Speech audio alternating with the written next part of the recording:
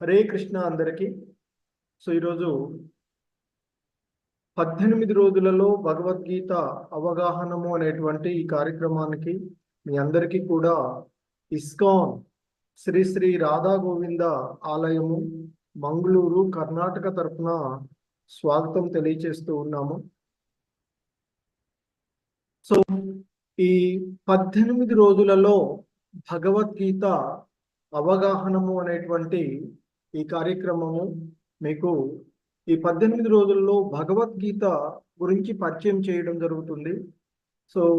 అయితే ఈ 18 రోజుల్లో భగవద్గీత అనేటువంటి క్లాసులలో మీకు బేసిక్గా రోజుకు ఒక అధ్యాయం చొప్పున వివరించడం జరుగుతుంది. కనుక ప్రతి శ్లోకము దాని యొక్క భాష్యం అంతా ఎక్కువగా ఉండదు. ఇది ఎందుకంటే ఈ బేసిక్గా ఆ భగవద్గీత అంటే ఏంటి, భగవద్గీతలో ఉన్నటువంటి అధ్యాయాలు, ఆ అధ్యాయాలలో ఉన్నటువంటి ప్రతి అధ్యాయంలో ఉన్నటువంటి ముఖ్యమైనటువంటి సారము మీకు వివరించడం జరిగేటువంటి కార్యక్రమం. ఇది బేసిక్ కార్యక్రమం.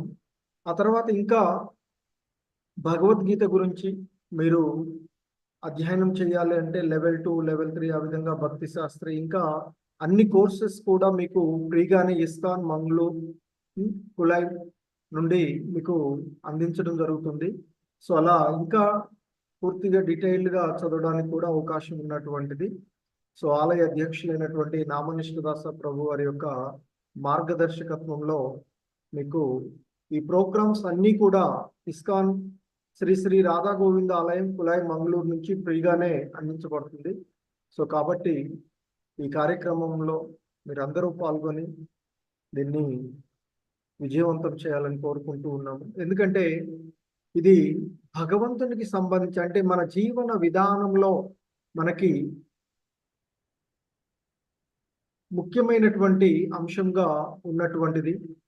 కనుక ప్రతి ఒక్కళ్ళు కూడా దీన్ని విని అర్థం చేసుకొని దాన్ని పాటిస్తారు అని ఆశిస్తూ మీ అందరికీ మరొకసారి ఇస్కాన్ శ్రీ శ్రీ రాధా గోవింద ఆలయం మంగళూరు కర్ణాటక తరఫున స్వాగతం తెలియజేస్తున్నాము.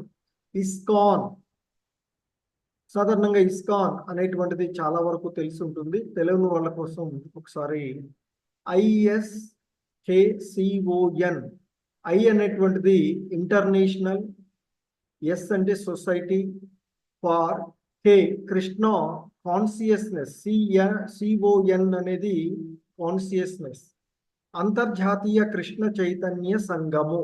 ఇది 1966 జూలైలో స్థాపించబడినటువంటి సంస్థ. ఈ సంస్థ యొక్క వ్యవస్థాపక ఆచార్యులు శ్రీల ప్రభుపాదుల వారు. ఏసీ భక్తి వేదాంత స్వామి ప్రభుపాదులు అని అంటారు. అభయ చరణారవింద భక్తి వేదాంత స్వామి ప్రభుపాదుల వారు. ఇక భగవద్గీత గురించి కొంచెం పరిచయం కార్యక్రమం తీసుకున్నట్లయితే దీనిని రచించినటువంటి వారు వ్యాసుల వారు. యాక్చువల్గా ఇది మహాభారత ఇతిహాసంలో ఉప వ్యాఖ్యానంగా ఉంటూ ఉంటుంది. అంటే మహాభారత ఇతిహాసంలోని 6వదైనటువంటి భీష్మ పర్వంలో 26వ అధ్యాయం నుండి 42వ అధ్యాయం వరకు 18 అధ్యాయాలుగా భగవద్గీత ఉన్నటువంటిది. మరి మహాభారతంని కథని వ్యాస మహర్షి శిష్యుడైనటువంటి వైశంపాయన ముని ఆయన దీన్ని జనమేజయ మహారాజుకు వివరించినటువంటి వాడు. అలాగే దీన్ని గీతోపనిషత్ అని కూడా, అంటే భగవద్గీత అనేటువంటిది ఉపనిషత్తుల యొక్క సారంగా ఉండేటువంటిది. మరి ఈ భగవద్గీతలో మనకి 3 ముఖ్యమైనటువంటి యోగ విధానాలు బోధించబడతాయి. కర్మయోగము, భక్తి యోగము, జ్ఞాన యోగము అనేటువంటి ఇది. మరి వ్యాసుల వారిని కృష్ణ ద్వైపాయనులు అని అంటారు. వేద వ్యాసుడు అని కూడా, ఎందుకంటే వేదాలను మనకి గ్రంథీకరణం చేసినటువంటి వాడు వ్యాసుల వారు. వ్యాసుల వారు మహాభారత గ్రంథంలో శ్రీకృష్ణ అర్జునుల యొక్క సంవాదంగా ఉన్నటువంటి భగవద్గీతలో 700 శ్లోకాలు ఉన్నటువంటి భగవద్గీత ఇది. మరి ఇందులో 700 శ్లోకాలలో ఒక శ్లోకము ధృతరాష్ట్రుడు, 41 శ్లోకాలు అతని యొక్క వ్యక్తిగత కార్యదర్శి అయినటువంటి సంజయుడు, 84 శ్లోకాలు అర్జునుడు, ఇక గీతాచార్యుడైనటువంటి శ్రీకృష్ణ భగవానుల వారు 574 శ్లోకాలు బోధించినటువంటివి. మొత్తం 700 శ్లోకాలుగా ఉన్నటువంటి భగవద్గీత. మరి ఈ 700 శ్లోకాల భగవద్గీతను మొత్తం 18 అధ్యాయాలుగా చెప్తారు. ఒక్కొక్క అధ్యాయాన్ని ఒక యోగము అని పిలుస్తాం. యోగము అంటే భగవంతునితో మనని సంధానం చేసేటువంటి. సో మరి ఈ 18 అధ్యాయాలను 3 విభాగాలుగా చెప్తాము. మొదటి 6 అధ్యాయాలు కర్మ షట్కాలుగా చెప్పబడుతూ ఉంటాయి. ఆ తర్వాత 6 అధ్యాయాలు భక్తి షట్కాలు, అంటే 1వ అధ్యాయం నుండి 6వ అధ్యాయం ఉన్నవకి కర్మయోగాలుగాను, 7 నుండి 12 వరకు భక్తి యోగాలుగాను, ఆ తర్వాత 13 నుండి 18 వరకు ఉన్నటువంటి అధ్యాయాలు జ్ఞాన షట్కాలుగా చెప్పబడేవి. ఇక భగవద్గీత యొక్క మహత్యం గురించి మనం ఒకసారి చూసినట్లయితే, మరి ఈ భగవద్గీత యొక్క మహత్యాన్ని ఆదిశంకరాచార్యులు వారు ఉపదేశించినట్లుగా ఈ విధంగా ఉంటుంది.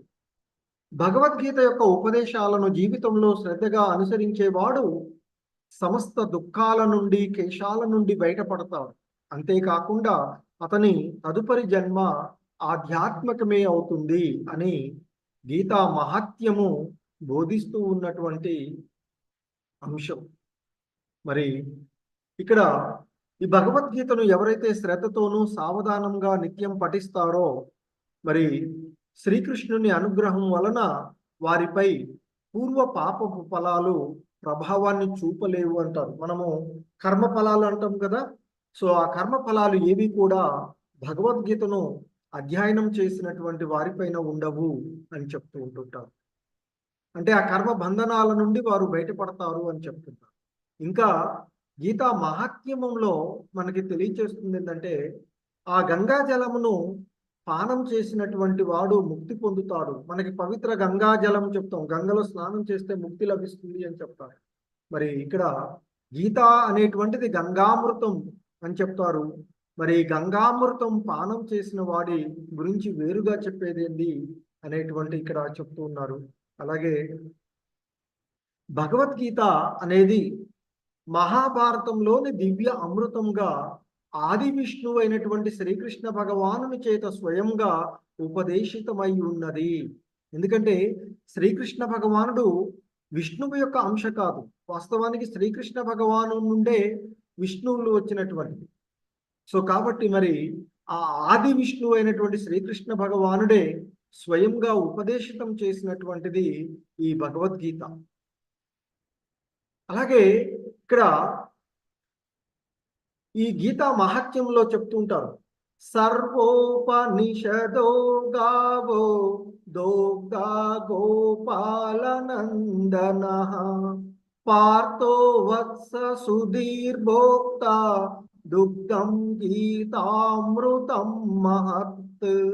మరి ఇక్కడ ఈ మహత్యం గురించి చెప్తున్నారు.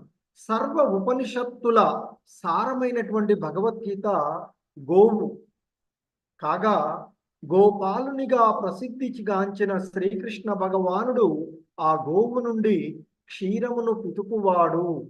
అర్జునుడు దూడ కాగా పండితులు మరియు శుద్ధ భక్తులు ఆ అమృతమయమైనటువంటి భగవద్గీత పాలను సేవించి ఆనందించేవారు అంటూ చెప్తుంది. ఇంకా గీతా మహాత్మ్యం గురించి చెప్తుంటారు. ఏకం శాస్త్రం దేవకీ పుత్ర గీతం ఏకో దేవో దేవకీ పుత్ర ఏవ ఏకో మంత్రస్తస్య నామాని యాని కర్మాప్యేకం తస్య దేవస్య సేవా. సో మనకి ఈ అనేక రకాలైనటువంటి దేవతలు, అనేక రకాలైనటువంటి శాస్త్రాలు ఇవన్నీ అనుకుంటాం కదా. మరి ప్రస్తుత కాలంలో జనులందరూ ఒకే శాస్త్రము, ఒకే దేవుడు, ఒకే ధర్మము, ఒకే కర్మ ఉండాలని కోరుకుంటారు. అందుకే ఏకం శాస్త్రం దేవకీ పుత్ర గీతం. దేవకీ పుత్రుడు బోధించినటువంటి గీతం అంటే భగవద్గీత. దేవకి వసుదేవుల యొక్క పుత్రుడుగా శ్రీకృష్ణ భగవానుల వారు అవతరించి అర్జునుడికి బోధించినటువంటి బోధనలే భగవద్గీత. కాబట్టి భగవద్గీత ఒక్కటే సమస్త ప్రపంచానికి సంబంధించిన గ్రంథమగుగాక. ఎందుకంటే భగవద్గీత ఏదో మతానికి, ఒక హిందూ మతానికో లేదా వేరే ఒక మతానికి సంబంధించిన కాదు, మానవాళందరికీ కూడా అవసరమైనటువంటి గ్రంథం ఇది. ఎందుకంటే మరి ప్రపంచంలోనూ ఎక్కడా కూడా ఒక పుస్తకానికి జయంతి జరుపుకునేటువంటిది ఉండదు, కానీ మనం గీతా జయంతి జరుపుతాం. మరి అంటే అది సాధారణంగా ఏదైనా ఒక పుస్తకం వస్తే కొంతకాలం వరకు మాత్రమే ప్రాచుర్యంలో ఉంటుంది, ఆ తర్వాత అది మరుగున పడిపోతుంది. కానీ 5225 సంవత్సరాలకు పూర్వము బోధించినటువంటి బోధనలు ప్రస్తుత కాలం కూడా ప్రతి ఒక్కరికి ఆమోదయోగ్యంగా ఉన్నటువంటి, చిన్న పిల్లవాళ్ళ నుండి ముసలివారు వరకు కూడా అందరూ చదవదగినటువంటి, అందరూ చదవవలసినటువంటి గ్రంథము ఈ భగవద్గీత. అందుకే భగవద్గీత ఒక్కటే సమస్త ప్రపంచానికి సంబంధించిన గ్రంథం. ఎందుకంటే భగవద్గీత ఏదో ఒక మతానికి, ఒక వర్గానికి సంబంధించినది కాదు, సమస్త మానవాళికి అవసరమైనటువంటి గ్రంథం ఇది. అలాగే ఏకో దేవో దేవకీ పుత్ర ఏవా, సమస్త ప్రపంచానికి శ్రీకృష్ణ భగవానుడు ఒక్కడే దేవదేవుడు. ఏకో మంత్ర తస్యై నామాని యాని, అంటే ఆ భగవానుడి యొక్క నామమే ఏకైక మంత్రము. అదే ఈ కలియుగంలో కలి కల్మషాల నుండి ఈ మానవాళిని ఉద్ధరించేటువంటి మంత్రము, అదే మహామంత్రం అని చెప్తాము. హరే కృష్ణ కృష్ణ కృష్ణ హరే హరే, హరే రామ రామ రామ హరే హరే అంటూ ఆ భగవంతుని యొక్క నామస్మరణమే ఏకైక మంత్రము అని చెప్తుంటారు. మరి ఇక కర్మాప్యేకం తస్య దేవస్య సేవ, ఇక ఏకైక సేవ ఈ మానవాళి యొక్క స్వధర్మం ఆ భగవంతుని సేవ చేసుకోవడం, ఆ కృష్ణ భగవానుల వారి యొక్క సేవ అని చెప్తూ ఉంటారు. ఇక మనం భగవద్గీత గురించి ఒకసారి చూసినట్లయితే, భగవద్గీతలో మనకు బోధించబడేటువంటి అంశము ఆయన చెప్తారు. సాధారణంగా భగవద్గీత 2వ అధ్యాయంలో స్టార్ట్ అవుతుంది. మొదటి అధ్యాయము ఈ భగవద్గీత బోధనకు బేస్గా ఉండేటువంటి అధ్యాయం మాత్రమే. వాస్తవానికి భగవద్గీత బోధన 2వ అధ్యాయంతో ప్రారంభమవుతుంది, అలాగే 17వ అధ్యాయంతోనే ముగుస్తుంది. అదేంటో చూద్దాం. ఇక ఈ 2వ అధ్యాయంలో శ్రీకృష్ణ భగవానుడు అర్జునుడితో నీవు దేహానివి కావు, ఆత్మస్వరూపుడవు అనే దివ్య ఉపదేశంతో భగవద్గీతా జ్ఞానము ఆరంభమవుతుంది. ఇక చివరి అధ్యాయమైనటువంటి 18వ అధ్యాయంలో ఆయన చెప్తారు, సర్వధర్మాలను త్యజించి కేవలము నన్నే శరణు పొందుము, నేను నిన్ను సకల పాపముల నుండి విముక్తి చేస్తాను, భయపడకుము అనే కృష్ణ భగవాన్ యొక్క చరమ ఉపదేశంతో ముగుస్తుంది. అటువంటి దివ్య ఉపదేశం అర్థమైనప్పుడు శ్రీకృష్ణ భగవానుడితో దివ్యమైన సంబంధాన్ని ఏర్పరచుకునే పద్ధతి మరొక గ్రంథము మనకి అమల పురాణంగా, ఇక్కడ ఈ భగవద్గీత ఉపనిషత్తుల సారం కాగా వేదాల యొక్క సారంగా ఉన్నటువంటి శ్రీమద్ భాగవతము ఉంటుంది. కాబట్టి భగవద్గీత మానవాళికి అవసరమైన ఈ భగవద్గీతను అవగాహనం చేసుకున్న తర్వాత ఆ భగవంతుడితో మనకుండేటువంటి దివ్యమైనటువంటి సంబంధాన్ని మనం ఏర్పరచుకునే పద్ధతి శ్రీమద్ భాగవతంలో వివరించబడుతుంది. ఆ తర్వాత భాగవతం చదువుతాం. అలాగే భగవద్గీతలో మనకు 5 అంశాలు బోధించబడుతూ ఉండేటువంటివి. ఏమిటి అవి 5 అంటే, ఇక్కడ ది 5 టాపిక్స్ ఆఫ్ భగవద్గీత. ఆ ఈశ్వర, ది సుప్రీం లార్డ్, దేవాది దేవుడైనటువంటి ఆ ఈశ్వరుడు, పరమేశ్వరుడు ఇక్కడ యాక్చువల్గా ఆ భగవానుడి గురించి, అలాగే జీవుడి గురించి, అలాగే ప్రకృతి, మెటీరియల్ వరల్డ్ అని చెప్తాం, ఈ ప్రకృతి గురించి, అలాగే కాలం కాలం గురించి, అలాగే కర్మల గురించి భగవద్గీతలో మనము చూసేటువంటి 5 రకాలైనటువంటి అంశాలు. ఇక ఈ భగవద్గీతలలో అనేక రకాలైనటువంటి భగవద్గీతలు ఉన్నప్పటికీ కూడా ఇస్కాన్ నుండి ఉన్నటువంటి భగవద్గీత మాత్రమే భగవద్గీత యథాతథము అని చెప్పబడేటువంటి గ్రంథము. ఎందుకంటే ఇది భగవద్గీత యథాతథముగా చెప్పబడి శ్రీల ప్రభుపాదుల వారు అభయ చరణారవింద భక్తి వేదాంత స్వామి ప్రభుపాదులు అని చెప్తాము. వీరే ఇస్కాన్ వ్యవస్థాపక ఆచార్యులు, కృష్ణ కృపామూర్తి అయినటువంటి వీరు రచించినటువంటి ఆ భగవద్గీత మాత్రమే యథాతథముగా, అంటే గురు శిష్య పరంపరలో అందించబడినటువంటి గ్రంథము. వాస్తవికమైనటువంటి దృష్టితో ఏ ఉద్దేశంతో భగవంతుడు బోధించారో కృష్ణ భగవానుడు బోధనలను, ఆ విషయాలను బోధించినటువంటి గ్రంథము ఈ ఇస్కాన్ నుండి అందించబడేటువంటి భగవద్గీత యథాతథము అనేటువంటి గ్రంథం. మరి మనకి అంతర్జాతీయ కృష్ణ చైతన్య సంఘ సంస్థాపక ఆచార్యులైనటువంటి పరమ పూజ్య శ్రీ అభయ చరణారవింద భక్తి వేదాంత స్వామి ప్రభుపాదుల వారి యొక్క బోధనల యొక్క ఆధారంగా మనం చూసేటువంటి అంశాలు ఏవైతే మేము ఇక్కడ బోధిస్తూ ఉన్నామో, ఇది ఆ శ్రీకృష్ణ భగవానులు వారు బోధించినటువంటి బోధనలు. వాటిని మనకి ఇస్కాన్ వ్యవస్థాపక ఆచార్యులైనటువంటి అభయ చరణారవింద భక్తి వేదాంత స్వామి ప్రభుపాదులు వారు అందించినటువంటి అంశాలు. ఎందుకంటే ఈ భగవద్గీత సంస్కృత ఇతిహాసమైనటువంటి శ్రీమద్ మహాభారతంలో ఉన్నటువంటి ఒక ఉపవ్యాఖ్యానంగా చెప్పబడినటువంటి. ఇది ప్రస్తుతము కలియుగం వరకు జరిగినటువంటి సంఘటనలన్నింటినీ కూడా మహాభారతంలో ఉన్నవి. ఇది దాదాపు 5000 సంవత్సరాలకు పూర్వము. అందుకే ఇంకా కూడా 5000 సంవత్సరాల తర్వాత కూడా శాశ్వతంగా ఆదరించబడుతున్నటువంటి గ్రంథము ఇది మనకి. కాబట్టి మరి ఈ తాత్విక ధార్మిక సంవాదాలతో అత్యంత ఘనమైనటువంటి సంవాదము మరి ఈ భగవద్గీతలో మనకున్నది. ఈ భగవద్గీతను మానవాళి అందరూ కూడా, చిన్న పిల్లల నుండి, భగవద్గీత అంటే మనకి చాలా కొంత రకాల కొన్ని అభిప్రాయాలు ఉన్నవి. ఈ భగవద్గీత గ్రంథాన్ని తీసుకెళ్లి ఆ పూజా మందిరంలో పెట్టుకోవడము అది కాదు చేయవలసింది. ప్రతి ఒక్కళ్ళు ఓపెన్ చేసి ఇందులో ఏమున్నది అని చదవాలి.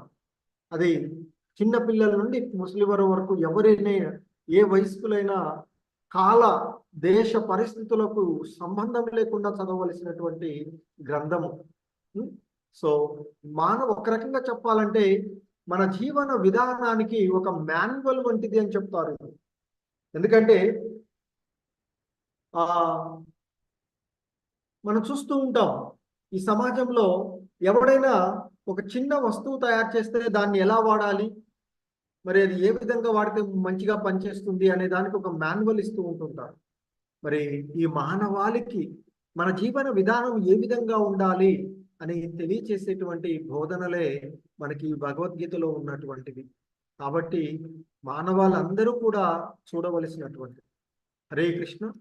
ఇక ఈరోజు మనం ఈ కార్యక్రమానికి వచ్చినట్లయితే 18 రోజులలో భగవద్గీత అవగాహనము అనేటువంటి ఈ క్లాసు. ఈరోజు మొదటి రోజు భగవద్గీతలోని మొదటి అధ్యాయమైనటువంటి దీనిని కురుక్షేత్ర రణరంగంలో సైనిక పరిశీలనము, లేదా దీన్నే అర్జున విషాద యోగము అని కూడా పిలుస్తాము. దీనిని మనం చూసేటువంటిది. అలాగే మీ అందరికీ కూడా విన్నవించుకునేటువంటిది ఏంటంటే, రెగ్యులర్గా క్లాసులకు రండి. అలాగే వింటూ ఉన్నప్పుడు మీకు ఏవైనా సందేహాలు కలిగితే వాటిని నోట్ చేసుకోండి.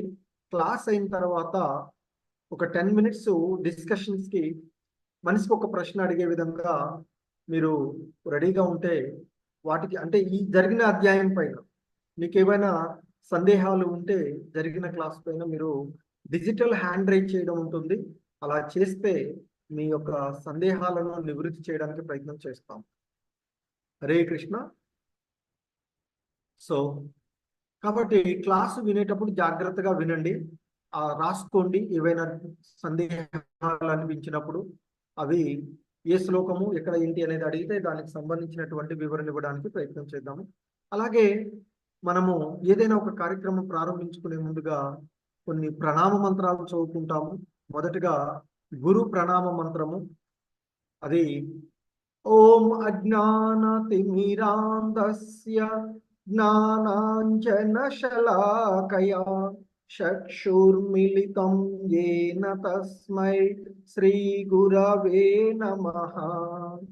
సాధారణంగా గురు ప్రణామం చెప్తాము. ఓం అజ్ఞానతిమిరాంధస్య జ్ఞానాంజనశలాకయా చక్షుర్మిలితం యేన తస్మై శ్రీ గురవే నమః. అంటే అజ్ఞాన అంధకారంలో జన్మించినటువంటి మనలకు జ్ఞాన దీపము ద్వారా, జ్ఞానము అనేటువంటి దీపము ద్వారా వెలుతురుని చూపించినటువంటి గురువుకి మనము వందనాలు సమర్పించుకుంటాం.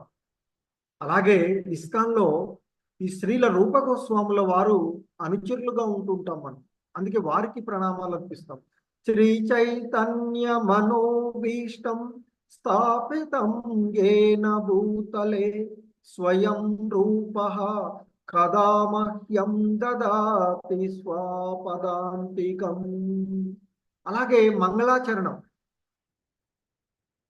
వందేహం శ్రీ గురో శ్రీయుత పద కమలం శ్రీ గురూన్ వైష్ణవాంశ శ్రీరూపం సాగ్రజాతం సహగణ రఘునాథాన్వితం తం సజీవం సాద్వైతం సావధూతం పరిజన సహితం కృష్ణ చైతన్య దేవం శ్రీ రాధా కృష్ణ పాదాన్ సహగణ లలిత శ్రీ విశాఖాన్వితాంశ. సో మనకి ఈ ఇస్కాన్ వ్యవస్థాపక ఆచార్యులైనటువంటి శ్రీల ప్రభుపాదుల వారికి కూడా ప్రణామాలు అర్పించుకుంటూ చెప్తాము. వారి ప్రణతి మంత్రము నమో ఓం విష్ణు పాదాయ కృష్ణ ప్రేష్టాయ భూతలే శ్రీమతే భక్తి వేదాంత స్వామి నితి నామినే నమస్తే సారస్వతీ దేవే గౌరవాణి ప్రచారిణి నిర్విశేష శూన్యవాది పాశ్చాత్యదేశతారిణి. అలాగే శ్రీకృష్ణ ప్రణామ మంత్రం.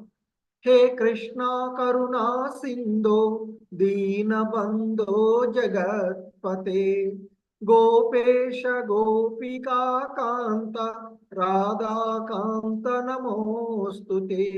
శ్రీకృష్ణ భగవానుల వారి ప్రణామంత్రం ఇది. హే కృష్ణ కరుణా సింధో. కరుణ అంటే కరుణలో, సింధు అంటే సముద్రం. ఆయన ఎంతటి కరుణామయుడు అంటే సముద్రము వంటి కరుణను, భక్తులపై కరుణను కురిపించేటువంటి వాడు. అలాగే దీనబంధో, దీనులను ఉద్ధరించేటువంటి వాడు. జగత్పతే, ఈ జగత్ అంతటికి కూడా ఆయనే ఆధారం. అలాగే గోపేశ గోపికా కాంత రాధాకాంత నమోస్తుతే. ఆయన ఈ గోపబాలులు గోపలకు, అందులోనూ రాధారానికి ఎంతో ప్రియమైనటువంటి ఆయనకి మనము ప్రణామాలు అర్పించుకునేటువంటిది. అలాగే రాధా ప్రణామం కూడా చెప్తూ ఉంటుంటాం. తప్త కాంచన గౌరాంగి రాధే బృందావనేశ్వరి వృషభానుసుతే దేవి ప్రణమామి హరి ప్రియే. ఆ హరికి ప్రియమైనటువంటి తప్త కాంచన గౌరాంగి అంటే ఆమె మేలిమి బంగారం వంటి రంగును కలిగి ఉన్నటువంటి ఆ బృందావనానికి రాణి అయినటువంటి వృషభాను రాజు కూతురు అయినటువంటి ఆ రాధారాణికి, ముఖ్యంగా ఆ హరికి ఎంతో ప్రియమైనటువంటి రాధారాణికి ప్రణామములు అని చెప్తుంటాం. ఇక వైష్ణవ ప్రణామం. వైష్ణవులు అనేటువంటి వాళ్ళు కల్పవృక్షాలు వంటి వారు. మరి వారి ఈ పతిత జీవులను ఉద్ధరించేటువంటి కల్పవృక్షాల వంటి వారు అని చెప్తారు. అటువంటి వారికి కూడా ప్రణామాలు అర్పించుకుంటాం.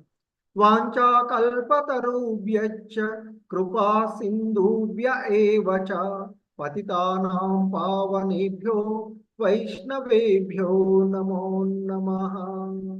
ఇక ఆ చైతన్య మహాప్రభువులు వారు సంకీర్తన ఉద్యమాన్ని ప్రతి గడపకి ప్రతి విలేజ్ లో కూడా ఆ భగవంతుని యొక్క ఆధ్యాత్మిక అంశాలను చాలా సరళమైనటువంటి విధానంలో భగవంతుని చేరుకునేటువంటి మార్గాన్ని మనకి బోధించినటువంటి సాక్షాత్తు ఆ భగవంతుని యొక్క అవతారంగా చైతన్య మహాప్రభులు వారు భక్తులుగా వచ్చి మనకి ఇచ్చినటువంటి అది.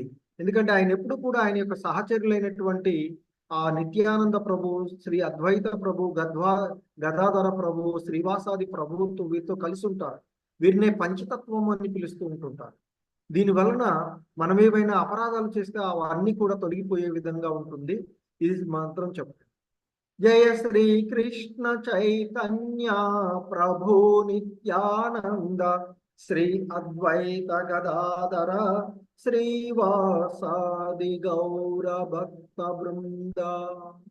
ముఖ్యంగా హరే కృష్ణ మహామంత్రం జపం చేసేటప్పుడు ఈ అపరాధాలు ఏవి జరగకుండా మనం ఉండడానికి, ఒకవేళ జరిగినా ఆయన కరుణతో ఆయన్ని వాటి నుండి మనల్ని బయటపడేసేటువంటి వాడు. అందుకే ముందుగా పంచతత్వ మంత్రం చెప్పి ఆ తర్వాత కనీసము హరే కృష్ణ 108 సార్లు ఈ మంత్రాన్ని మీరు చదవడానికి ప్రయత్నం చేయండి. అందుకే మీకు 8:20 ఈ శ్లోకాన్ని అంటే ఈ మహామంత్రము శ్రీల ప్రభుపాదులు వారు చెప్తూ ఉంటే మనమందరం ఆయనతో పాటు చెప్పడానికి మీకు పెడుతూ ఉంటాము. ఇంట్రెస్ట్ ఉన్న వాళ్ళు మహామంత్రం జపం 108 సార్లు. ఎందుకంటే వివిధ రకాల యుగాలలో మనకి వివిధ ధర్మాలు ఉన్న యుగ ధర్మం ఉండేది. మరి ఈ కలియుగంలో మనకున్నటువంటి ఏకైక మార్గము ఆ నామస్మరణం, హరినామ స్మరణం. అన్ని శాస్త్రాలలోనూ చెప్పబడినటువంటిది కాబట్టి అదే ఈ మహామంత్రం. హరే కృష్ణ కృష్ణ కృష్ణ హరే హరే, హరే రామ రామ రామ హరే హరే అంటూ ఆ భగవంతుని నామస్మరణం మహామంత్రం ద్వారా నామ కీర్తనము, నామ జపం చేయొచ్చు. జపం అంటే నువ్వు ఇంతకుముందు మనం చెప్పు హరే కృష్ణ కృష్ణ కృష్ణ హరే హరే, హరే రామ రామ రామ హరే హరే అని ఒక్కలుగా చేసేటువంటి. అంటే చెప్తూ ఉన్నప్పుడు మన నోటి నుంచి బయటికి రావాలి, మన చెవులకి వినపడాలి, తద్వారా హృదయానికి చేరు. అలా కాకుండా ఇక నలుగురు కలిసి కీర్తించేటువంటిది, అందరూ కలిసి గట్టిగా బిగ్గరగా హరే కృష్ణ కృష్ణ కృష్ణ హరే హరే, హరే రామ రామ రామ హరే హరే అంటూ బిగ్గరగా నలుగురు కలిసి చేసేది సంకీర్తనం అని చెప్తారు. 2 రకాలుగా దీన్ని చేయవచ్చు. జనరల్ గా జపం 108 కనీసం చేయాలి. యాక్చువల్ గా దీక్ష తీసుకొని భక్తి విధానంలో ఉండేవారు 16 మాలలు చేయాలి. 108 × 16. ఇక ఈ అధ్యాయం మనం చూసినట్లయితే ఈ ప్రథమాధ్యాయమైనటువంటి కురుక్షేత్ర రణరంగంలో సైనిక పరిశీలనము లేదా అర్జున విషాద యోగంగా చెప్పబడేటువంటి ఈ అధ్యాయాన్ని మనం చూసినట్లయితే ఇక్కడ ఎందుకంటే ఈ భూమండలాన్ని పరిపాలించినటువంటి వారిలో మనకి భరతుడు అనేటువంటి వాడు చాలా ఈ భరత మహారాజు నుండి వచ్చినటువంటిదే ఈ కురువంశము అని చెప్తారు. కురువంశం. ఆ కురువంశంలో ధృతరాష్ట్రుడు, పాండురాజు అనేటువంటి 2 ఉండేవారు. మరి అందులో పాండురాజు చిన్నవాడు, ధృతరాష్ట్రుడేమో పెద్దవాడు. కానీ ఆ జ్యేష్ఠుడైనటువంటి ధృతరాష్ట్రుడు పుట్టుగుడ్డు వాడు కావడం చేత అతనికి చెందవలసినటువంటి రాజ్యం, సింహాసనం ఏదైతే ఉందో అది పాండురాజుకు ఇవ్వబడుతుంది శాస్త్రోక్తంగా. కానీ ఆ పాండురాజు యుక్త వయసులోనే మరణిస్తాడు. అప్పుడు ఆయన యొక్క 5 కుమారులైనటువంటి పాండవులు అని చెప్తాం. ధర్మరాజు, భీముడు, అర్జునుడు, నకుల, సహదేవులు. అలాగే ధృతరాష్ట్రుడి యొక్క 100 మంది కుమారులు కౌరవులు అని చెప్తుంటాం మనం. వీళ్ళందరూ కూడా తాత్కాలిక రాజుగా నియమించబడినటువంటి ధృతరాష్ట్రుని యొక్క సంరక్షణలోనే వీరు పెరుగుతూ ఉంటుంటారు. కానీ మరి ఇక ఆ ధృతరాష్ట్రుడి యొక్క తనయులైనటువంటి వారిలో ముఖ్యంగా దుర్యోధనుడు పాండవుల పట్ల ఎప్పుడూ ద్వేషాన్ని కలిగి ఉండేవాడు. మరి ఆ గుడ్డివాడు దుష్టమతి అయినటువంటి ధృతరాష్ట్రుడు ఎప్పుడు ఆ దుర్యోధనుడిని ఆయన సమర్థిస్తూ ఉండేటువంటి వాడు. సో ఆ విధంగా దుర్యోధనుడు ధృతరాష్ట్రుని యొక్క సమ్మతితో ఆ ఆయన పాండురాజు కుమారులైనటువంటి వారిని చంపడానికి ప్రయత్నం చేస్తారు. కానీ వారి పాండవుల యొక్క పినతండ్రి అయినటువంటి విదురుడు, అలాగే మేనభావగా ఉన్నటువంటి శ్రీకృష్ణ భగవానుడు, అలాగే వారి యొక్క ఆ ప్రాణహాని నుండి బయటపడేటువంటి అవకాశం. అయితే ఇక్కడ శ్రీకృష్ణ భగవానుడు ఆ భగవంతుడు సాక్షాత్తు ఆ భగవంతుడే ఈ భూమిపైకి వచ్చినటువంటి వాడు. అది ఎందుకు వచ్చాడు ఏంటి అనేది ముందు ముందు అధ్యాయాల్లో మనకు తెలుస్తూ ఉంటుంది. అయితే ఇక ఈ తెలివి కలిగినటువంటి దుర్యోధనుడు చిట్ట చివరికి పాండవులను జూదానికి ఆహ్వానించి, జూదంలో ఆ దుర్యోధనుడు అతని ఆ సోదరులు పాండవ పత్ని అయినటువంటి ద్రౌపది పణంగా గెలుచుకుంటాడు. ఇక ఆ తర్వాత వారు వనవాసము, అజ్ఞాతవాసం అవన్నీ చేసి వచ్చిన తర్వాత, తిరిగి వచ్చిన తర్వాత వారికి వారి రాజ్యాన్ని వారికి ఇవ్వమంటే ఇవ్వరు, సగమన్న ఇవ్వమంటే ఇవ్వరు. చివరి ప్రయత్నంగా ఆ కృష్ణ భగవానుడు వారు అక్కడికి వెళ్ళి ఆ ఐదుగురులన్నా ఇవ్వమని అడుగుతాడు. కానీ సూది మొన మోపినంత ప్రదేశాన్నైనా ఇవ్వను అని చెప్పడం వల్ల మొండిగా దుర్యోధనుడు వాదిస్తాడు. ఇక ఇంతకాలం ఓర్పుగా ఉన్నటువంటి పాండవులు చివరికి యుద్ధం అనివార్యమై జరుగుతూ ఉన్నటువంటి పరిస్థితి మనం చూస్తూ ఉన్నటువంటిది. ఈ సందర్భంలో ధృతరాష్ట్రుడు విచారణ గావించడం ద్వారా భగవద్గీత ప్రారంభమవుతుంది. అదే ఈ మొదటి అధ్యాయంలోని మొదటి శ్లోకము ఆ ధృతరాష్ట్రుడు పలికినటువంటి శ్లోకము. ధర్మక్షేత్రే కురుక్షేత్రే సమవేతాయుయుత్సవః మామకా పాండవాశ్చైవ కిమకుర్వత సంజయ. ఆ ధృతరాష్ట్ర ఉవాచ అంటే ధృతరాష్ట్రుడు పలికెను. ఏమంటున్నాడట ధృతరాష్ట్రుడు? ఓ సంజయ, ధర్మక్షేత్రమైన కురుక్షేత్రమునందు నా తనయులు మరియు పాండురాజు తనయులు యుద్ధం చేయబోరు వారై సమకూడిన పిమ్మట ఏమి చేసిరి అని అడుగుతున్నారు. ఎందుకంటే యుద్ధం అనివార్యమై యుద్ధం జరుగుతూ ఉన్నటువంటి సందర్భంలో ఇక్కడ ధృతరాష్ట్రుడికి ఆ ప్రదేశం, ఎందుకంటే ఇక్కడ ధర్మక్షేత్రమైన కురుక్షేత్రము అనేటువంటి ప్రదేశంలో యుద్ధం జరిగింది, మహాభారత యుద్ధము అని చెప్తారు. ఇప్పుడు మనకి ఆ ఢిల్లీకి ఉత్తరంలో ఉండేటువంటి ప్రదేశంగా చెప్పబడుతుంది, అంటే దగ్గరగా ఉండేటువంటి ఆ ప్రదేశం. మరి వాస్తవానికి ఇప్పుడు కూడా ఉన్నటువంటి ప్రదేశం అది ధర్మానికి నిలయమైనటువంటి ప్రదేశం అని చెప్తారు. అక్కడికి వచ్చినటువంటి వాళ్ళు ఎవరైనా ధర్మాత్ములుగా మారుతారు అని. మరి ఎందుకంటే ఈ ధృతరాష్ట్రుడికి తన కొడుకుల యొక్క విధి ఎలా ఉందో తెలుసుకోవాలని ఉంది, అక్కడ సంధి జరగవద్దు అని ఉంది. కనుకనే మరి ఇంకొక రకంగా భయం కూడా ఉంది. ఎందుకంటే ధర్మాత్ములైనటువంటి పాండవుల వైపున శ్రీకృష్ణ భగవానుడు యుద్ధంలో పాల్గొంటూ ఉన్నారు, అంటే ఆ అర్జునుడికి రథసారథిగా ఉన్నారు. మరి ఆ ధర్మక్షేత్రమైనటువంటి కురుక్షేత్రంలో యుద్ధం జరుగుతుంది. పాండవుల వైపున ఆ సాక్షాత్తు దేవాదిదేవుడైన శ్రీకృష్ణ భగవానుల వారు ఉన్నారు. ఈ విధంగా కొంత ఒక రకంగా భయము, ఒక రకంగా మరి కౌరవుల వైపు ఎక్కువ మంది ఉన్నారు. భీష్మ పితామహుడు ఉన్నాడు, కర్ణుడు ఉన్నాడు, ద్రోణాచార్యుడు ఉన్నారు. వీరందరి వలన కౌరవులు గెలుస్తారు అనేటువంటి ఒక రకమైన గుడ్డి నమ్మకం కూడా ఉంది ఆయన. అందుకే ఈ విధంగా అడుగుతున్నారు అని చెప్తారు గురువులు మనకి. సో అప్పుడు అడగగా సంజీవుడు సమాధానం చెప్తున్నారు. ఆ సంజీవుడు వివరణే ఈ భగవద్గీత అంతా కూడా అక్కడ జరుగుతూ ఉన్నటువంటి. ఎందుకంటే ఈ ధృతరాష్ట్రుడు సంజీవుడు అంతఃపురంలోనే ఉంటారు. అంతఃపురంలో ఉన్నటువంటి ధృతరాష్ట్రుడికి కురుక్షేత్రంలో ఆ రణరంగంలో జరుగుతున్నటువంటి విషయాలను సంజయుడు తెలుసుకొని, హృదయం ద్వారా తెలుసుకొని చెప్తూ ఉంటుంటాడు. అతనికి ఆ విధమైనటువంటి అంశాన్ని ఈయన సంజీవుడు అనేటువంటి వాడు వ్యాసుల వారి యొక్క శిష్యుడు. వ్యాసుడు ఆ విధమైనటువంటి అనుగ్రహాన్ని ఇస్తాడు సంజయుడికి. అందుకే సంజయుడు కురుక్షేత్రంలో జరుగుతున్నటువంటి విషయాలను అక్కడ ఉండి ఉన్నట్టుగా చెప్తుంటాడు ధృతరాష్ట్రుడికి.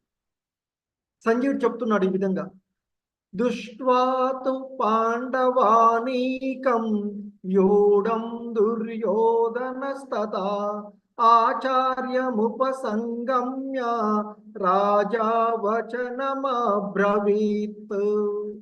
సంజయుడు అంటున్నాడు ఆ ధృతరాష్ట్రుడితో, ఎందుకంటే ధృతరాష్ట్రుడు అడిగాడు కదా, కురుక్షేత్రమైనటువంటి అంటే ధర్మానికి నిలయమైనటువంటి కురుక్షేత్రంలో నా పుత్రులు పాండుపుత్రులు యుద్ధం చేయడానికి సన్నద్ధమై ఏం చేశారయ్యా అని అడిగితే అక్కడ సంజయుడు చెప్తున్నాడు, ఓ రాజా, పాండుతనయుల చేత వ్యూహంగా ఏర్పాటు చేయబడిన సైన్యమును గాంచిన పిమ్మట మీ కుమారుడైనటువంటి దుర్యోధనుడు తన గురువైనటువంటి ద్రోణాచార్యుడి చెంతకు చేరి ఈ విధంగా అంటున్నాడయ్యా అంటూ చెప్తున్నాడు.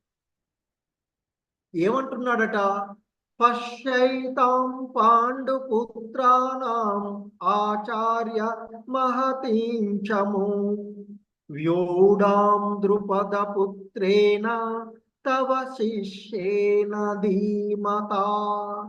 ఈ ద్రోణాచార్యుడితో దగ్గరికి వెళ్ళినటువంటి దుర్యోధనుడు ద్రోణాచార్యుడితో అంటున్నాడట, ఓ గురువర్య, మీ ప్రియ శిష్యుడు అయిన ద్రుపద పుత్రుడి చేత అత్యంత వ్యూహంగా నిలుపబడిన పాండవ మహాసైన్యాన్ని చూడవయ్యా అంటున్నాడట. ఎందుకంటే పాండవుల సైన్యాన్ని మొదట ఆ దృష్టద్యుమ్నుడు వ్యూహాత్మకంగా నిలిపినటువంటి వాడు. మరి ఈ దృష్టద్యుమ్నుడు ఎవరంటే ద్రుపదుని యొక్క పుత్రుడు. మరి ఏంటి, ఎందుకు ఇక్కడ ఆయనకి ఆ విధంగా అంటే ఈ ఎవరు దుర్యోధనుడు ద్రోణాచార్యుడితో అంటున్నాడంటే, మీ ప్రియ శిష్యుడు, వాస్తవానికి ఈ దృష్టద్యుమ్నుడు ద్రుపదుని యొక్క పుత్రుడు ఆ ద్రోణాచార్యుని సంహరించడానికి వరంగా పొందినటువంటి వాడు, ద్రుపదుడిని పొందినటువంటి వాడు. మరి ద్రుపదుడు ఎవరు? అర్జునుడి యొక్క మామ, ద్రౌపది యొక్క తండ్రి. మరి ఆ ద్రుపదుడికి ఈ ద్రోణాచార్యుడికి చిన్నప్పుడు స్నేహం యాక్చువల్గా, కానీ మధ్యలో కొంత వైరం అవుతుంది. ఆ వైరం వల్ల ఆ ద్రోణాచార్యుడిని సంహరించడానికి పుత్రునిగా వరం ద్వారా పుత్రుని పొందుతాడు ఆ ద్రుపదుడు. ఆ పుత్రుడే ఈయన. అయితే ఆ ద్రుపదుని యొక్క పుత్రుడైనటువంటి దృష్టద్యుమ్నునికి విద్యలు నేర్పింది ఎవరంటే మళ్ళీ ద్రోణాచార్యుడే. అది గురువు యొక్క బాధ్యత ఇక్కడ. ఎందుకంటే ఆ దృష్టద్యుమ్నుడు ద్రుపదుని సంహరించడానికి పుట్టినటువంటి వాడే అని తెలిసినప్పటికీ కూడా మరి గురువుగా విద్యలు నేర్చుకోవడానికి వచ్చినప్పుడు వారందరికీ విద్యలు నేర్పినటువంటి కౌరవులకు, పాండవులకు, వారితో పాటు ఈ ద్రుపదునికి కూడా విద్యలు నేర్పినటువంటి వాడు ద్రోణాచార్యుడు. అందుకే ఇక్కడ అంటున్నాడు, మీ ప్రియ శిష్యుడు అయిన ద్రుపద పుత్రుని చేత, అంటే ద్రుపదుని గుర్తు చేస్తూ, ఆయనకి వినకున్న వైరాన్ని గుర్తు చేస్తూ, అలాగే నిన్ను చంపడానికే పుట్టినటువంటి వాడికి కూడా నువ్వు విద్యలు నేర్పావు. అటువంటి వాడు ఇప్పుడు పాండవుల వైపు ఉండి పాండవుల యొక్క మహాసైన్యాన్ని చూడవయ్యా ఎంత చక్కగా అరేంజ్ చేశాడు అంటూ అడుగుతున్నాడు. అంటే దుర్యోధనుడు రాజనీతిని ప్రదర్శిస్తూ ఉన్నాడు ఇక్కడ. ఇంకా అంటున్నాడు ఏమని, ఈ సైన్యమునందు అంటే పాండవుల యొక్క సైన్యమందు భీమార్జునులతో సమానంగా యుద్ధం చేయగలిగేటువంటి ఆ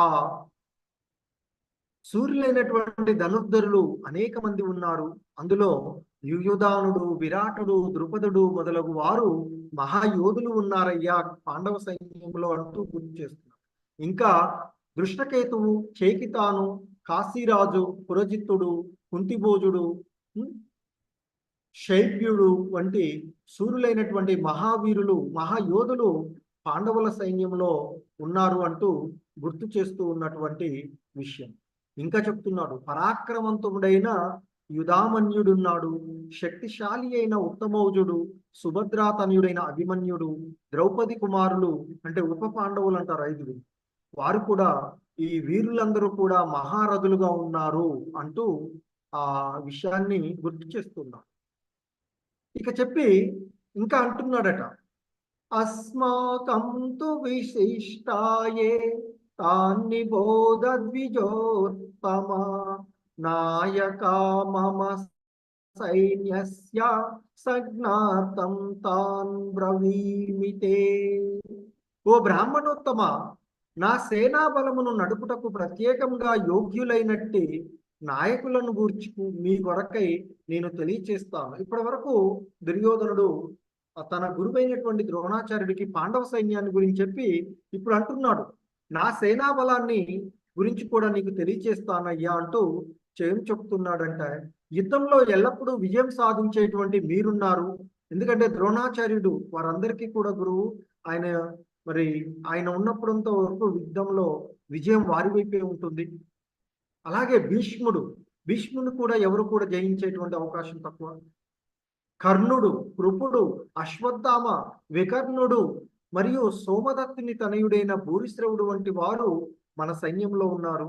అంతేకాకుండా నా కొరకు తమ జీవితాలను త్యాగం చేయుటకు సిద్ధపడి ఉన్నటువంటి వీరులు ఇంకా పలువురు కలరు. వారందరూ పలు విధములైన ఆయుధాలను దాల్చి వారు మరియు యుద్ధ నిపుణతను కలిగి ఉన్నారు అంటూ తన సైన్యం గురించి చెప్తున్నాడు. ఇంకా చెప్తున్నాడు, అపర్యాప్తం తదస్మాకం బలం భీష్మాభిరక్షతం పర్యాప్తం ద్వితమేతేషాం బలం భీమాభిరక్షతం. సో ఇక్కడ ఆయన ఇంకా చెప్తున్నారు, మన సైన్య బలము లెక్కంపలేనిదిగా ఉన్నది. మనము పితామహుడైన భీష్ముని చేత రక్షింపబడుతూ ఉన్నాము. మరి కానీ భీముని చేత పాండవ సైన్యమేమో భీముని చేత రక్షింపబడుతుంది, కౌరవుల సైన్యమేమో భీష్ముని చేత రక్షింపబడుతుంది. కాబట్టి భీముని చేత జాగ్రత్తతో రక్షింపబడుతున్న పాండవ సైన్యము పరిమితంగా ఉన్నది. వాస్తవానికి ఈ కురుక్షేత్ర యుద్ధంలో భూమండలంలో ఉన్నటువంటి రాజులందరూ కూడా చెరొక పక్షాన చేరారని చెప్తారు. ఆ విధంగా మొత్తం 18 అక్షౌహిణుల సైన్యము యుద్ధంలో కురుక్షేత్ర యుద్ధంలో పాల్గొన్నది అని చెప్తారు. అందులో 18 అక్షౌహిణుల సైన్యంలో పాండవుల తరపున 7 అక్షౌహిణులు, కౌరవుల తరపున 11. కాబట్టి దాదాపుగా రెట్టింపుగా ఉంది. కాబట్టి కౌరవుల సైన్యమేమో అపరిమితంగా ఉంది, పాండవుల సైన్యమేమో పరిమితంగా ఉంది అని చెప్తున్నాడు ఆయన. ఒక అక్షౌహిణి అంటే ఇక్కడ మనకి 21,870 ఈ రథాల పైన వెళ్ళేటువంటి చారిట్స్ ఉంటాయట, రథం ద్వారా యుద్ధం చేసేవాళ్ళు. అలాగే 21,870 ఏనుగులపై ఉండి యుద్ధం చేసేటువంటి వారు. అలాగే 65,610 గుర్రాలపై ఉండి యుద్ధం చేసేటువంటి వారు. అంటే ఇక్కడ చూడండి, దాదాపుగా 22 అంటే 44, 65 లేదా 66 అనుకుంటే 70, 110. ఇవి ఒక 110. ఇక్కడ అలాగే సోల్జర్స్, విడివిడిగా ఉండే సోల్జర్స్ 110 అనుకుంటే, అంటే దాదాపుగా సుమారు 2,20,000 ఒక అక్షౌహిణి అంటే. మరి అలాంటిది 18 అక్షౌహిణులు. సో కాబట్టి 18 అక్షౌహిణుల సైన్యము కురుక్షేత్ర యుద్ధంలో పాల్గొన్నది అని చెప్తారు.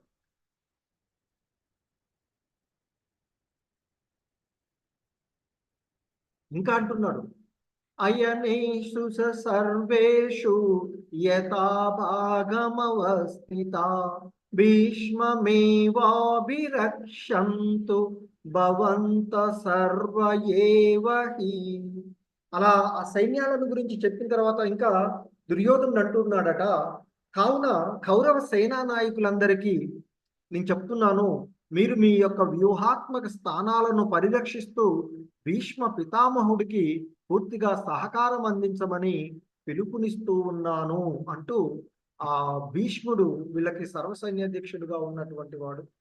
సో కాబట్టి ఆ భీష్మ పితామహుడు ఉన్నంత వరకు వారికి అపజయం ఉండదు. కనుక మీరందరూ కూడా భీష్మునికి సహకరిస్తూ ఆ భీష్మ పితామహుని యొక్క సహకారము అందించాలని పిలుపునిస్తున్నాను అంటూ తను ఆ యువరాజుగా ఉన్నటువంటి తన రాజనీతిని ప్రదర్శిస్తూ తన రాజధర్మాన్ని ఇక్కడ చెప్తూ ఉన్నటువంటి.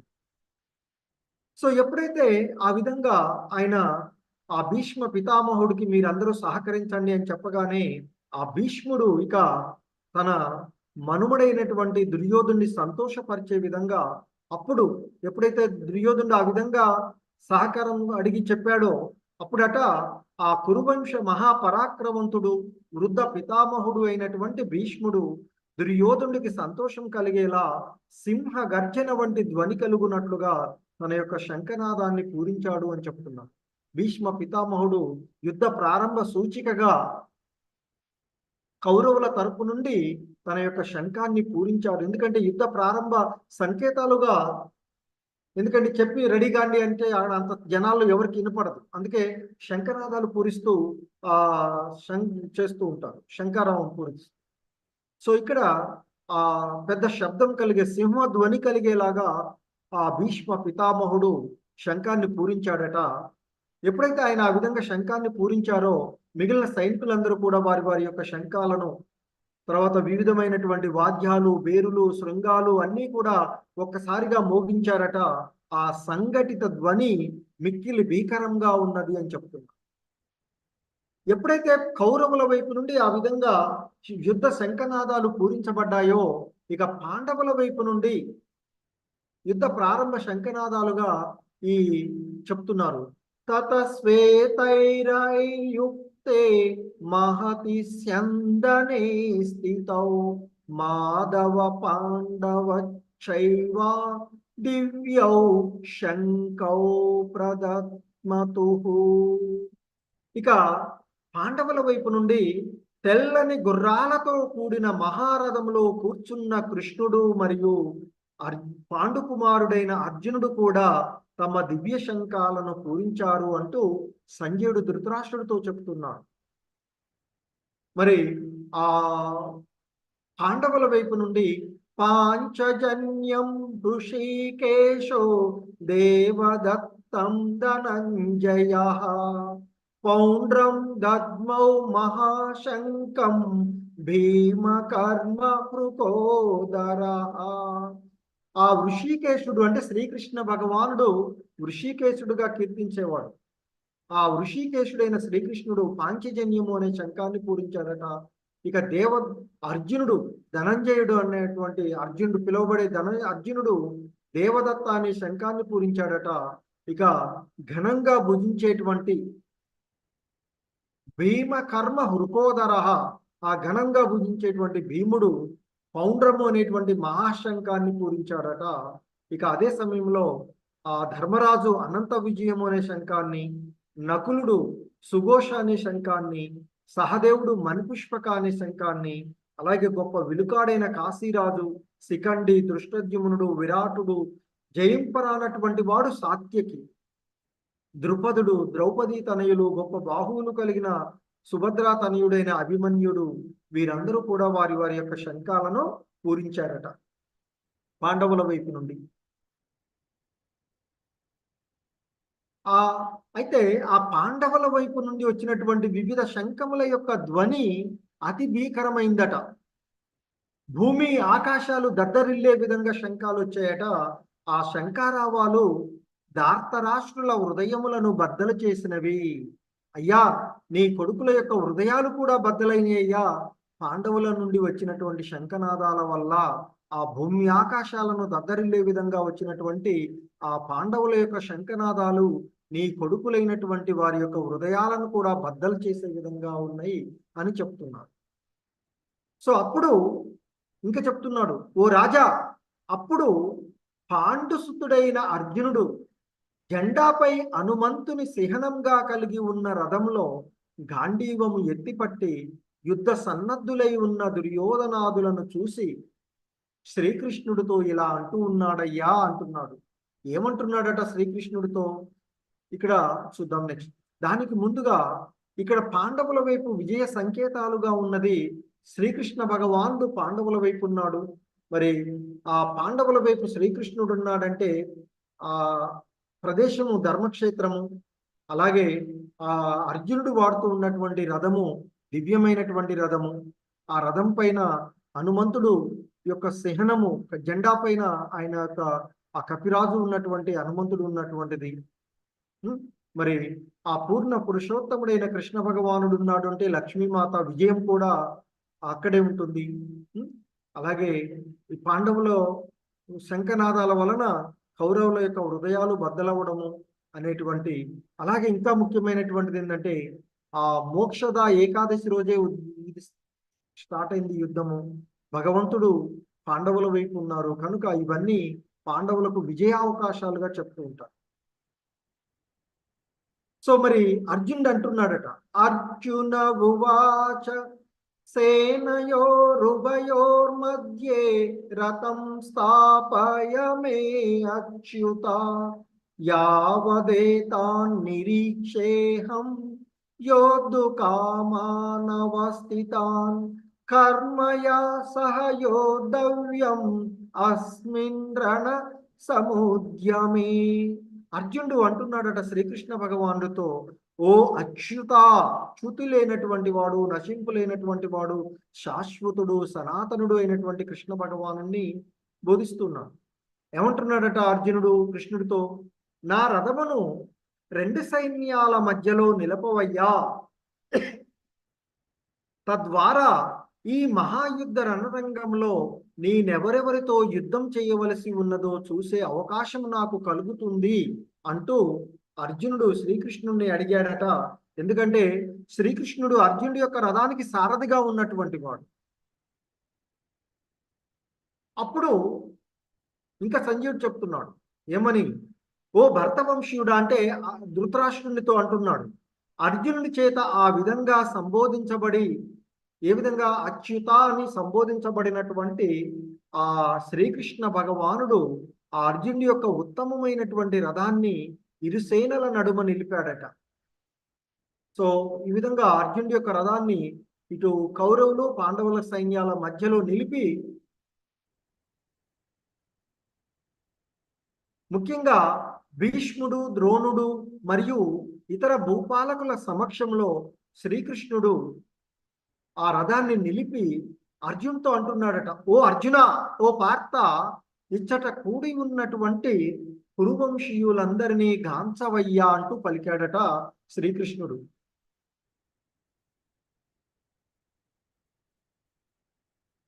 అప్పుడు ఆ ఇరుపక్షపు సేనల నడుమ నిలిచి ఉన్నటువంటి అర్జునుడు మరి ఆ యుద్ధ రంగంలో తండ్రులను, తాతలను, గురువులను, మేనమామలను, సోదరులను, పుత్రులను, మనుమలను, స్నేహితులను, మామలను, శ్రేయోభిలాషులను చూశాడట. మరి యుద్ధం ఎక్కడ ఎవరెవరికి జరుగుతుంది? దాయాదులకు, అన్నదమ్ముల పిల్లలకే కదా జరుగుతుంది. అందరూ కూడా కురువంశస్థులే, భరతవంశీయులు. మరి ఆ కురువంశస్థులలో ఆ ధృతరాష్ట్రుడు, పాండురాజు కుమారుల మధ్య జరుగుతూ ఉన్న యుద్ధం కాబట్టి మరి యుద్ధం చేయడానికి వచ్చిన వాళ్ళందరూ కూడా వాళ్ళ బంధువులే. అందుకే అర్జునుడు ఆ యుద్ధ రంగంలో తండ్రులను, తాతలను, గురువులను, మేనమామలను, సోదరులను, పుత్రులను, మనుమలను, స్నేహితులను, మామలను, మేనమామలు, మామలు, అలాగే శ్రేయోభిలాషులను కూడా చూశాడట. చూసి ఆ కుంతీతనయుడైనటువంటి అర్జునుడు అక్కడ ఉన్నటువంటి తన స్నేహితులను మరియు బంధువులను చూసి కరుణ కూడిన వాడై ఈ విధంగా అంటూ ఉన్నాడయ్యా అంటూ చెప్తున్నాడు. ఏమంటున్నాడట అర్జునుడు? అర్జున ఉవాచ దృష్ట్వేమం స్వజనం కృష్ణ యుయుత్సుం సముపస్థితం సీదంతి మమ గాత్రాణి ముఖంచ పరిశుష్యతే.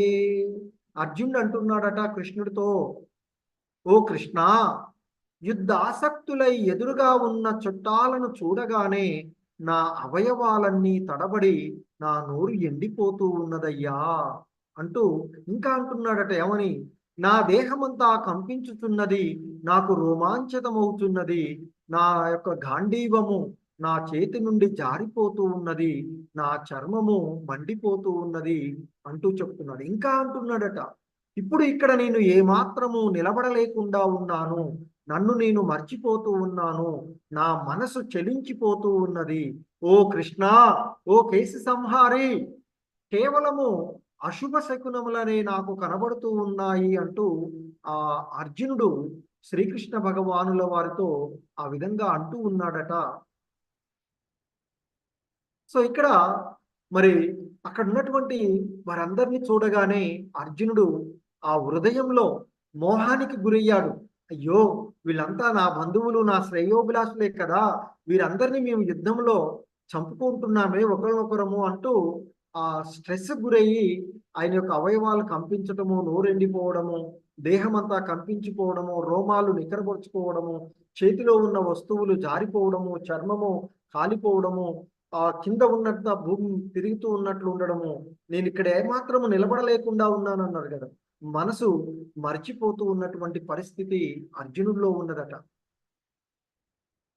ఉండి ఇలా అంటున్నాడు, నచ శ్రేయో నుపశ్యామి హత్వా స్వజనమాహవే నకాంక్షే విజయం కృష్ణ నచ రాజ్యం సుఖాని చ.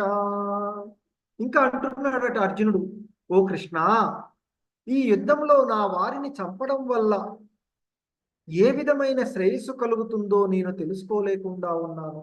ఎందుకంటే మరి అన్నదమ్ముల పిల్లల మధ్య జరుగుతూ ఉన్న యుద్ధం, అక్కడ ఉన్న వాళ్ళంతా తండ్రులు, తాతలు, మేనమామలు, మామలు, కొడుకులు, మనుమళ్ళు, శ్రేయోభిలాషులు, స్నేహితులు ఉన్నటువంటిది.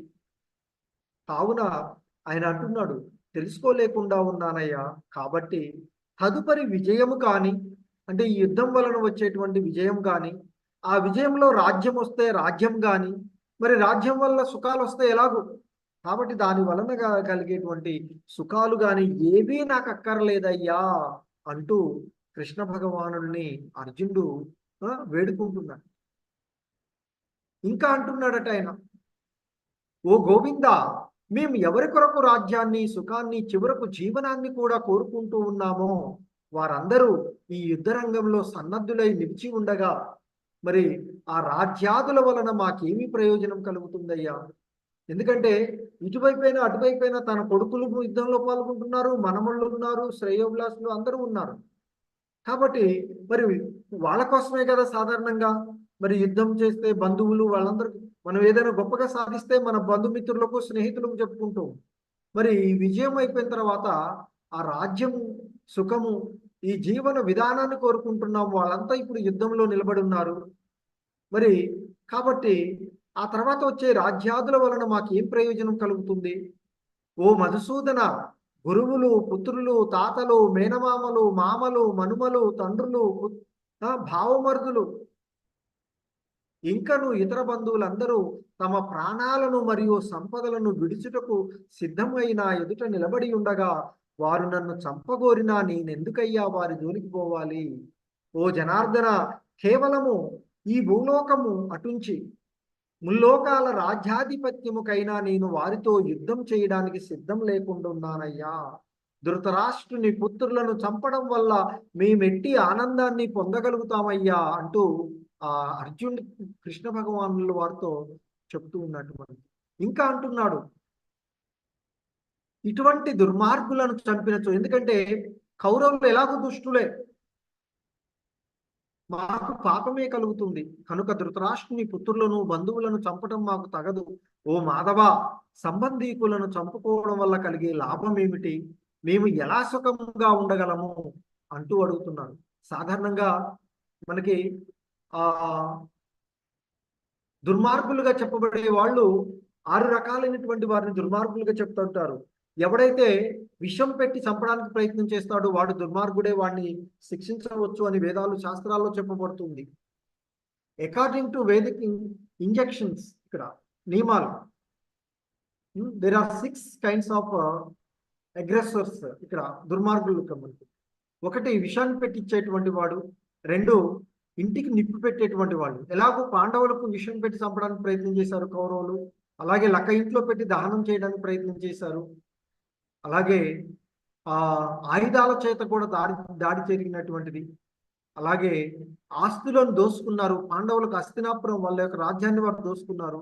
అలాగే వారి యొక్క రాజ్యాన్ని ఆక్యుపై చేసినటువంటి వారు. అలాగే ఇతరుల భార్యలను ఇబ్బంది పెట్టేవాళ్ళు. ఇక్కడ ద్రౌపదిని ఎలాగూ అవమానపరిచినటువంటి వారు. కాబట్టి ఏ విధంగా చూసినా ఈ ఆరింట్లోకి వస్తారు కౌరవులు, కనుక వారిని శిక్షించవచ్చు అని చెప్తారు. అయినా అర్జునుడు ఆ విధంగా చేయడానికి ఆయన ఇంకా చెప్తున్నాడు. అర్జునుడు, ఓ జనార్దన, రాజ్యకాంక్షాపరులైన కౌరవులు వంశనాశనం గాని మిత్రద్రోహం వల్ల గాని కలిగే పాతకాన్ని గ్రహించలేకపోతున్నారు. కానీ వంశక్షయం వల్ల వచ్చే దోషాన్ని బాగా తెలిసిన మనమైన ఆ పాపము నుండి ఎందుకు తప్పుకోకూడదు అంటూ అర్జునుడు శ్రీకృష్ణ భగవానుడితో పాపభీతిని ప్రదర్శిస్తూ అడుగుతూ ఉన్నారు. అలాగే కుటుంబ సాంప్రదాయాల గురించి కూడా మాట్లాడుతున్నాం. కులక్షయే ప్రణశ్యంతి కుల ధర్మా సనాతనాః ధర్మే నష్టే కులం కృత్స్ననం అధర్మోభి భవత్యుతా. వంశనాశనంతో ప్రాచీన కులధర్మాలు నశిస్తాయి. కులధర్మాలు నశించిన వంశమంతటా అధర్మము అలుముకుంటుంది. ఎందుకంటే యుద్ధంలో ఈ కుటుంబ సంరక్షణ చేసేటువంటి పెద్దవాళ్ళంతా కూడా మరణిస్తే మిగిలేది ఎవరు? ఆడవాళ్ళు, పిల్లలు, ముసలివాళ్ళు. మరి ఆడవాళ్ళు, పిల్లలు, ఈ ముసలి వాళ్ళు ఉన్నప్పుడు పరిస్థితుల్లో ఆ కుటుంబ సాంప్రదాయాలు వారు సక్రమంగా చేయలేని పరిస్థితి ఏర్పడుతుంది. అప్పుడు కుల స్త్రీలు అంటే చెడిపోతారు అని చెప్తారు. తద్వారా అధర్మము పెరిగిపోతుంది అని చెప్తారు. అదే చెప్తున్నారు, ఓ కృష్ణ, వంశమునందు అధర్మము ప్రబలిపోవడం వల్ల కుల స్త్రీలు చెడిపోతారు. ఓ వృష్ణి వంశ సంజాతుడా, అట్టి కుల స్త్రీల పతనం వలన అవాంఛిత సంతానము వృద్ధి పొందుతుంది. ఇంకా చెప్తున్నారు ఆయన, అవాంఛిత సంతానము పెరగడం వలన వంశమునకు వంశాచారమును నాశనము చేసిన వాడికి కూడా నరకము ప్రాప్తిస్తుంది. తద్వారా పిండోదక క్రియలు ఆపివేయబడి ఆ కారణంగా అట్టి వంశానికి చెందిన పూర్వీకులు కూడా పతనం చెందుతారు కదయ్యా అంటూ ఆ అర్జునుడు కృష్ణ భగవానులు వారిని అడుగుతూ ఉన్నారు.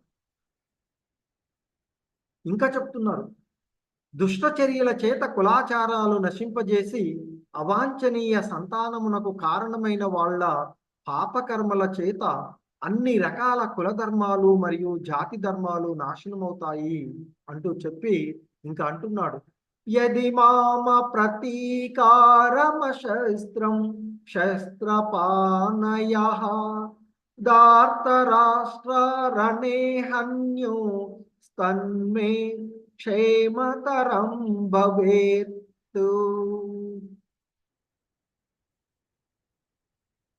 సో ఇంకా ఆయన చెప్తూ ఉన్నారు ఇక్కడ, నిరాయుధుడను ప్రతీకారం చేయని వాడను అయిన నన్ను శస్త్రధారులైన ధృతరాష్ట్రుని కుమారులు రణరంగమునందు వధించినచో అది నాకు మంచిదే అవుతుంది, కానీ నేను యుద్ధం చెయ్యనయ్యా అంటూ ఆ అర్జునుడు శ్రీకృష్ణ భగవానుల వారితో అంటూ ఉన్నటువంటి విషయాన్ని ఇప్పటి వరకు చెప్పాడు సంజయుడు ధృతరాష్ట్రుడితో. ఇంకా చెప్తున్నాడు ధృతరాష్ట్రుడితో సంజయుడు, ఏవముక్త్వార్జున సంఖ్యే రతోపస్థ ఉపావిశత్ విసృజ్య సచరం చాపం శోక సంవిఘ్న మానసః. సో ఇంకా సంజయుడు అంటూ ఉన్నాడు ధృతరాష్ట్రుడితో, రణరంగమునందు అర్జునుడు ఈ విధంగా పలికి తన ధనుర్బాణాలను పక్కన పడవేసి దుఃఖం చేత కల్లోలితమైన మనసు కలవాడై రథంలో కూర్చుండిపోయాడు అంటూ చెప్తూ ఉన్నారు సంజయుడు ధృతరాష్ట్రుడితో. అంటే అర్జునుడు ఆ విధంగా శ్రీకృష్ణ భగవానుడితో పలికి ధనుర్బాణాలను పక్కన పడవేసి కల్లోలితమైనటువంటి మనసు కలవాడై దుఃఖంతో కళ్ళ నిండా దుఃఖాన్ని కలిగి ఆ రథంలో కూర్చుండిపోయాడట అర్జునుడు. ఈ విషయాన్ని సంజయుడు ధృతరాష్ట్రుడితో చెప్పడం ఈ విధంగా జరిగినటువంటి అంశం. హరే కృష్ణ. ఇది మొదటి అధ్యాయము.